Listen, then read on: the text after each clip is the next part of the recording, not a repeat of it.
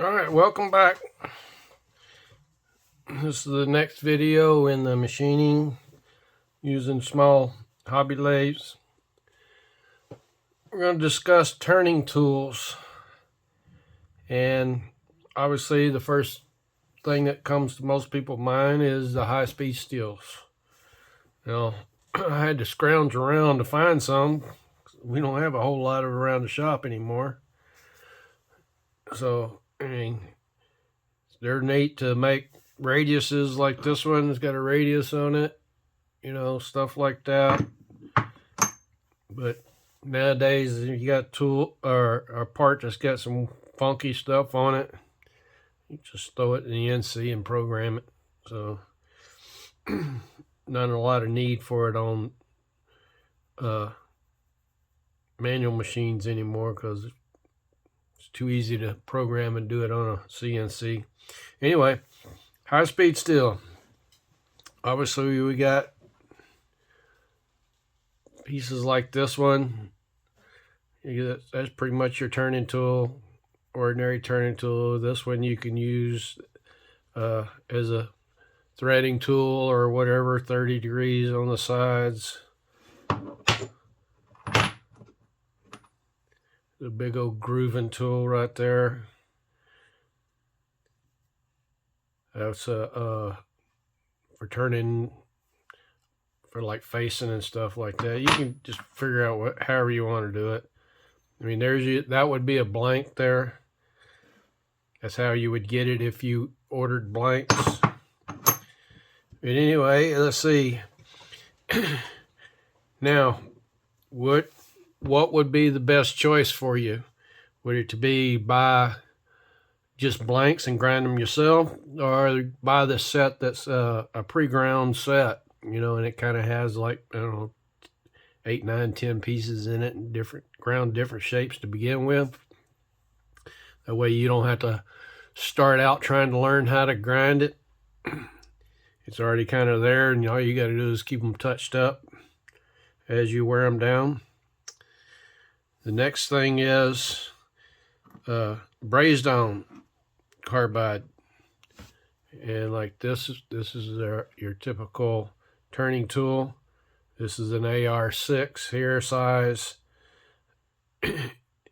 It's for right hand turning. Here's another. This is a left and a right, and then you got like a grooving tool, and you can get several other different types. Normally, like this shank here is silver, and I know this one's kind of wore off, but this has got a kind of a brown color to it. This is typical for standard irons, steels, mild steels, 41s and 40s, stuff like that. And your silvers are more for your stainless steels. And that's really all you have on choices on them as far as grades of carbide. Now let's discuss these before we move into the carbide. It's inserted carbide. If you want to learn how to grind these things, that's great. There's nothing wrong with it. But sometimes it takes a little learning curve to learn that. One of the main things to suggest is on these two items here, to keep them touched up or to grind a shape that you need. High-speed steel, your typical gray wheels that come on your bench grinders will wear out pretty quick on these things. You need to go to a white wheel with these. That's what we use at our shop. I mean, somebody else may say another wheel is better, but that's what we use, white ones at our shop. Now, when you get into carbide, you're going to need a green wheel. Now, don't get me to telling you what a green wheel is, what kind of silica or silicone or all that. I don't know. We use a white gray wheel and a green wheel. If you want a smooth finish, then you're going to need to go into a diamond wheel, and those can get expensive. So that's another cost you need to think about when you choosing these types of tools, because you need a good grinder, and you need that grinder set up to do nothing but your tools. Don't come over there with a lawnmower blade and start grinding away with it, and then come back with one of these and try to grind it precision. It's not going to happen. You need a dedicated grinding wheel, so that's another cost you got to think about when going with these type of tools.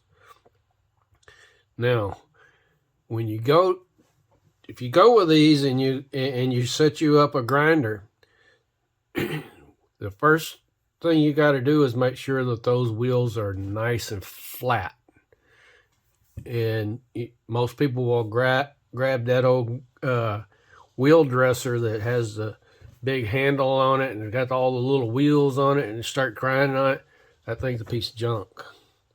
I won't even use one of them. I've seen too many of them fly across the room because people try to push on them too hard and they go flying across the room.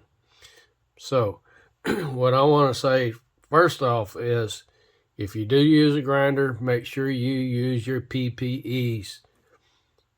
Your glasses, even a face shield if you need to, and make sure all the guards are in place, the steady rest are where they need to be, and all those kind of things, right gaps and stuff like that. Now, keeping it dressed.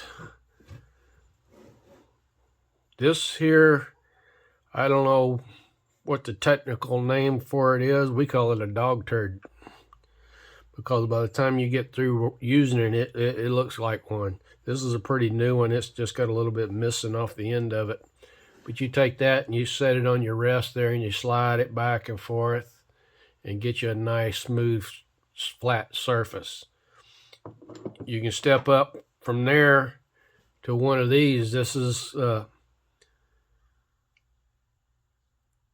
bunch of little bitty industrial diamonds in it, and you can make you a handle for it or whatever. This actually goes on top of a big cylindrical grinder, so you can grind sharpen the big, like 3 or 4 inch diameter, or not 3 or 4 inch, 3 or 4 foot diameter cylindrical wheels. But you can mount these up too and do it, and then you can also find the single point industrial diamonds, and that'll straighten everything up. So that's 2 options there for keeping your wheels nice and straight. You could also make you a different rest to put on you in front of your wheels that has a slot in it, and you could build a little holder that has a slot in it, so it will slide up and down that slot and be nice and square to your wheel if you wanted to do something like that. All right, once you've got it sharpened, and let's pick this one up here. Now this one has a sharp corner on it. And say you don't want a sharp corner, but you don't really want a radius either.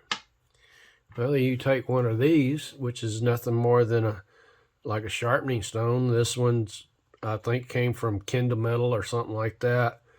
It's a silica hone, basically like if you was shooting or wanting to sharpen a knife or something like that on, and you just take that thing, and then you can see all the little grooves I've got in this one, but you can take it and rub it like that and get you a nice radius on it. You can also knock some of the actual sharpness off. One of the things when you're machining, sometimes with a brand new sharp tool, you'll actually sometimes get chatter. It's not all, it's kind of rare, but sometimes it is. But once your tool gets worn a little bit, just a little, I mean, it don't take much. Sometimes you just come over here and just do something like that, just enough to break that edge down a little bit, and that'll take care of it. And that'll help keep some chatter out of it if it needs to. Or like say if you want to put a small radius on it, you can hone it with that, things like that. Okay, carbide, same thing. You're going to need a good green wheel to get it roughed in if you want to make a shape or something. But if you really want a honed finish on it, you're going to need a diamond wheel. And there may be something else out there, but that's what we use. We use diamond wheels because we got a grinder that's set a regular tool grinder, and it's got a green wheel on one side and diamond wheel on the other side. But you can grind these to any shape you want to. There's several different shapes of them, stuff like that. There's different sizes. You have to get the size you need. Now that's another thing too. Get the size you need. Don't go and buy this big bad boy here and expect it to work on your machine, because you only have so much travel to find center line of your part.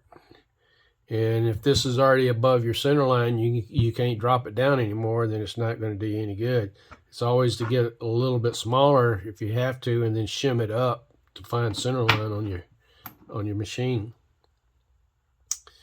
Okay, I think that's going to cover those things. So let's move them out of the way. And let's start talking about inserted tools.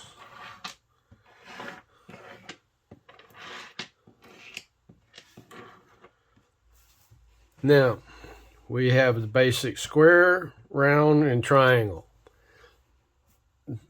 When I first started machining, that was pretty much your only tools you had, other than some really specialty tools for certain machines and stuff like that. And in the past 40 years, they have come out with a lot of stuff.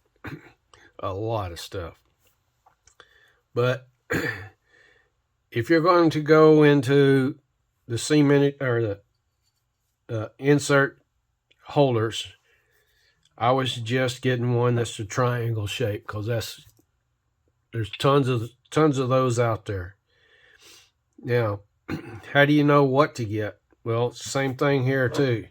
This one here is a 1/2 inch shank here on this one, so you make sure you get the right shank you need, so you're not above center line to begin with. Once you do that, there's different grades, there's different shapes, but I would suggest triangle starting out. I brought assortment here from the shop just to show you. It's like, here's a square one, but if you look, the edges are angled. This one's square, but those sides are square too. And then obviously I've only got 2 sizes here, and then you got the round ones, and there's all sizes of round ones you can come up with. Then you got your triangles, and you got the little bitty ones that goes on here. Then you got the next step up, and then another step up.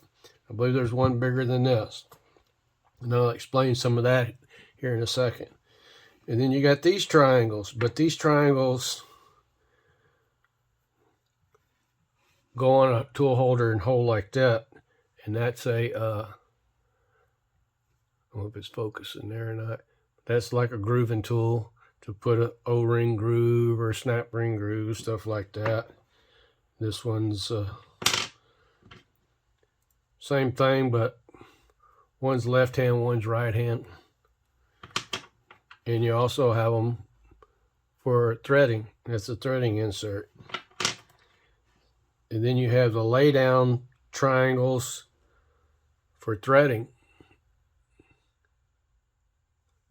That's just a typical V thread, and that one's an Acme thread.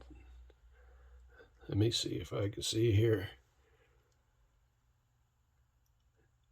I don't know if that's a stub Acme or not, but anyway, it's an Acme. You got those kind of holders. And then you got a lot of these are used, or some of our main ones we use. You have a diamond, 3 different diamonds here. One's a 80 degree, one's a 55 degree, and one's a 35 degree diamond. And different types. You know, I'll explain some more of that here in a minute too. And then you have what's called top notch. Now this is a turning tool. This is a left-hand turning tool. And it lays in there, then just a clamp comes down and holds it in that notch right there and holds it in the pocket. That's a typical turning tool, and then that's the typical grooving tool that it has. This one sets up like that, and that one lays down like that one. Okay, let's get into a little bit of the how to tell what you're looking for. First of all, when you buy your holder is going to determine not only the size of it, but a couple other things on the geometry of the tool. And what I'm going to show you here is a sheet of paper that turning insert identification code. Now this is a TNMG, and that's what we have up here. It's TNMG. That's what this one is. And we can look. Number 1 is a T, which is a triangle. Pretty obvious. N is number 2. Number 2 is the angle relief. And the angle relief is when you're looking on it from the side, does it have an angle or not? This is the same TN. It's not a TNMG, but it's still a triangle, same size, but this edge has an angle on it. And the angle, so the N, when we go down to number 2, N is 0 angle. And what's the benefit to that? The benefit to that is this has 6 cutting edges. 3 on this side, you flip it over, you got 3 on that side. This one is only 3. You can't flip this one over. And this holder here requires an angle because this insert is laying flat this way. It's laying flat this way. And I'm saying that it's laying flat this way. And when it's laying flat, then obviously the tool has to have the angle on it. Now, if your tool holder holds this at an angle like this, well, then you don't need the angle, and that's where you come up with the N with 0 angle, because the tool holder is holding it at an angle. Okay. M, number 3 is the cutting class tolerance. Basically, that's the tolerance that they hold when making the tool itself. Not of big importance to us, unless you're really getting into some repeatability issues that you got to have on machining. But on a hobbyist lathe, you won't be messing with that. All right, number 4 is a cross-section type. Basically, whether it's got a hole in it or if it's got the top notch in it, just basically how it's being held is what that's telling you there. So we won't really get into that, but now this tool here is a 430 432, I believe it is.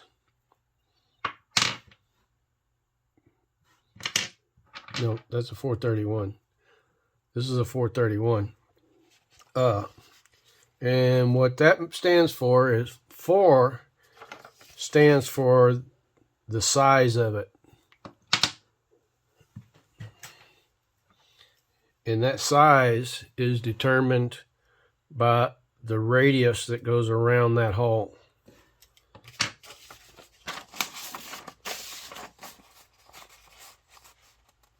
Number 4 is a 1/2 inch.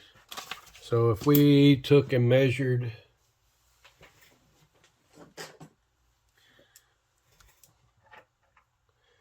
basically halfway across here, you would see that that's a 1/4 inch. So it's basically a 1/2 inch circle. This is a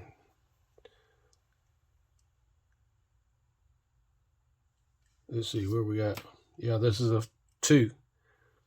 It's 1/8. Right? Where am I at? I'm getting lost here. But yes, this should be a 2. Anyway, but that's how they're determining that size there. Okay, the 3. Yeah, 2. That's where I was looking down here. It's 2. 2 is a 1/4 inch. So that's what that is. Quarter. This small one is a 1/4. All right.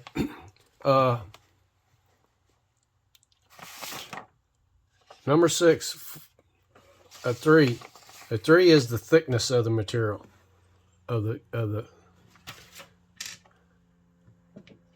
This is a 3 thick, and this is a number 2 thick, or 1/8 thick.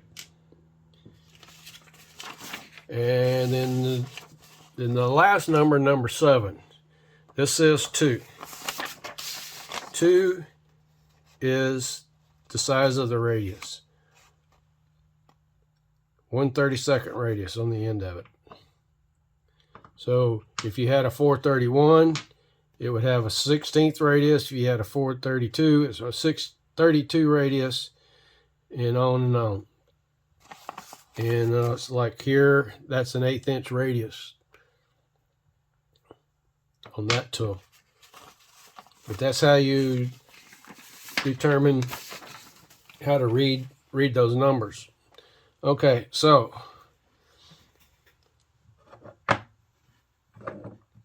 these two are the same size. They're both 4s. But you see how much of a radius there's difference. Now, if you bought the tool holder for this one, the support underneath it's going to come all the way out to the end, out to this end. But if you try to put this one in there, your tool holder is going to stick out past it. And unless you buy a Pacific holder for something like this, the only way to do it is to take the tool holder you have now and grind this round. When you do that, you've weakened the support underneath it. So you pretty much dedicated this tool to that insert. You may decide to do that, you may not. But that's where you can come back in and buy some high-speed tools. Even though you've got these, you can buy the high-speed tools to grind the shape you need to get them in there. All right, that's pretty much all of that is discussing shapes and sizes. Now, what we want to talk about next is these radiuses on these things. And we're going to use these two here as our examples. Obviously, you see how little of a radius is on this versus this one. Now, if I'm cutting an 1/8 inch deep with this one, you have an 1/8 inch plus that little bit of curve. Now, if I'm cutting an 1/8 inch deep here, I have an 1/8 inch plus all this curve. That's how much surface you're actually cutting. You're cutting more surface with this than you are of this one. And that's your trade-off when you're cutting and trying to do a finish. Now, these tools usually aren't used for finishing. They're just made to make a corner, stuff like that. But if you are, you got this square one, that's like a 16th radius there on that one, this versus a 32nd on these. When you're cutting that, let's go to these two. That's got a 16th radius. This has got a 32nd radius on it. You have more surface area you're cutting, and that puts more pressure onto your part. When you are, the trade-off, this one, the trade-off between the two is this one will make a better finish than this one. But this one, because it has more surface that you're cutting, will cause chatter. That's why you need a sharper corner to finish, get a better finish, because you won't have as much chatter. Now you can get, if you got everything rigid and solid enough, you can do it all day long with a bigger radius. But the problem is, you know, you start cutting stuff 6-8 inches long, half-inch diameter, you're going to get chatter with this one versus this one. So to get the better finish, you're going to have to run slower feed rate with this one than this one. That's one of the things I wanted to try to explain on cutting tools. Not sure what else I wanted to say on cutting tools, but there's a lot of different tools out there. Don't get confused by them. I would stick with the triangle ones. And as you learn and develop and decide that you need a different tool, go buy that tool. But I would start off with a set of the triangles. You got, most of them I've seen has a left and a right. Then it has a one that's kind of cocked like that, or it's not. This isn't sticking straight out. It's kind of just cocked like that, just a little bit. Then I think there was a left and right on those, and then there's one that's sticking, the point sticking straight out. Now, why do they have them where it's square here and then one that's kind of cocked like that? It's because some materials just don't like to break a chip. And what you can do is you can cock that thing. Even if you had a straight one like this one, if you cocked it just a little bit as you're turning, that makes that chip, forces it into the part itself, and breaks it off. That's another thing too I was going to talk to you about. Was, let me see if I can find it. Where'd I go? Obviously, you look on here on these three tools. There's 3 different types of chip breakers on here, and that's something everybody comes up with their own style of chip breakers. This is a typical standard chip breaker, the old-fashioned one there.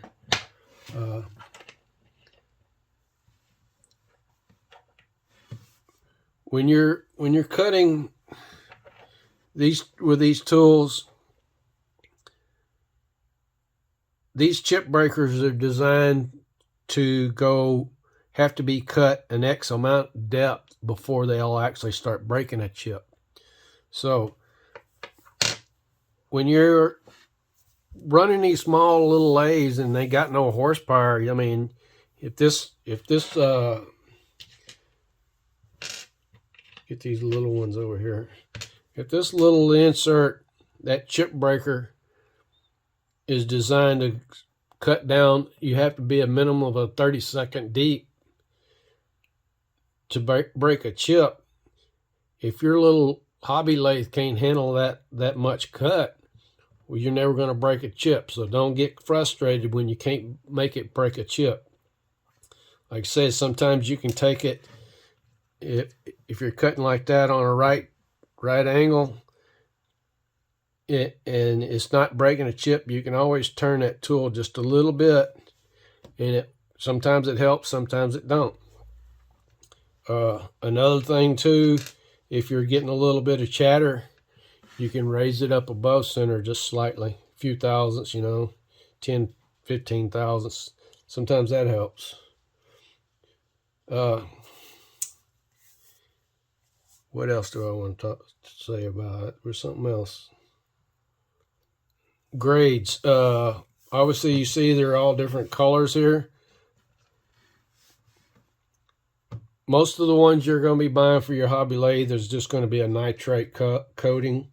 And most of these are nitrated, but they're with the company's own special blend, blah, blah, blah. I'm better than you, my tools I can run faster and longer than you can type scenario. But just get the typical nitride coated ones, and they're going to last pretty long for the typical hobbyist lathe. I mean, you get a pack of 10 MGs where you can use 6 sides of it, and you machining, once, twice a month on it.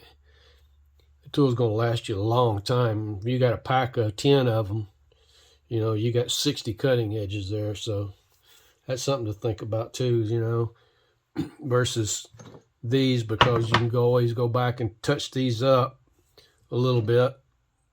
It's still a learning curve on those. Well, I think I'm going to cut this video at this point here on these. If y'all have any questions, just put it down in the comments and I'll try to answer them if I can.